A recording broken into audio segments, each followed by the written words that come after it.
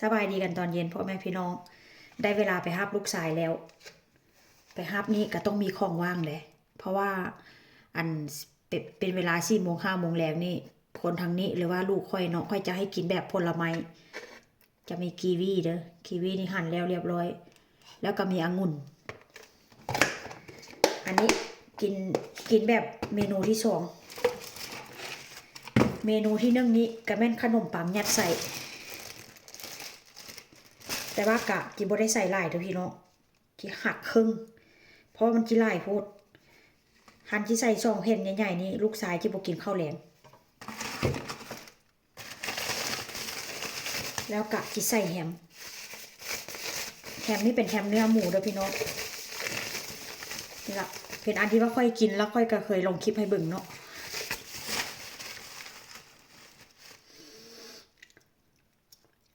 แซ่บ ค่อนข้างจะกลิ่นตุๆหน่อยนึงแต่ว่ากะแซ่บเลยของโปรดลูกชายเท่านี้นะกะจะเฮ็ดแบบนี้เลยคนทางนี้ส่วนใหญ่เขาเจ้าจะเฮ็ดขนมปังยัดใส่บางคนก็จะเฮ็ดแซนด์วิชใส่อะไรหน่อยนึงแบบนี้เลยพี่น้องเวลาเราไปซื้ออยู่ซุปเปอร์มาร์เก็ตนะก็สั่งกับเจ้าว่าจะเอาจากขีดว่าจะเอาจากอันเท่าไหร่ก็สั่งกับเจ้า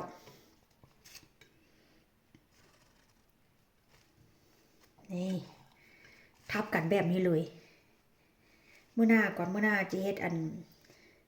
แซนด์วิชให้นางช่วงนี้ก็บ่ได้ไปเฮ็ดงานการพี่น้องก็ถือว่าสบายเด้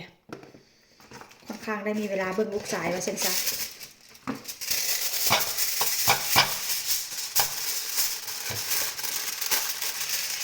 แล้วก็สิมาห่อเลยต้องห่อแผ่นฟิล์มไปคันบ่ห่อแผ่นฟิล์มนี่มันค่อนข้างจะกินลำบาก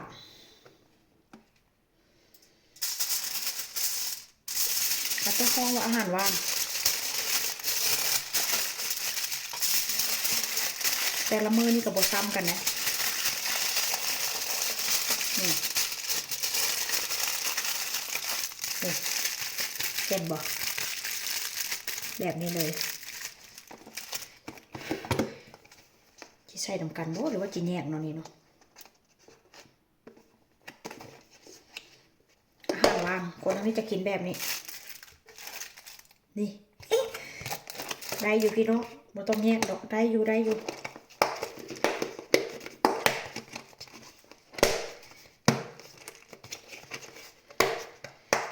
เรียบร้อย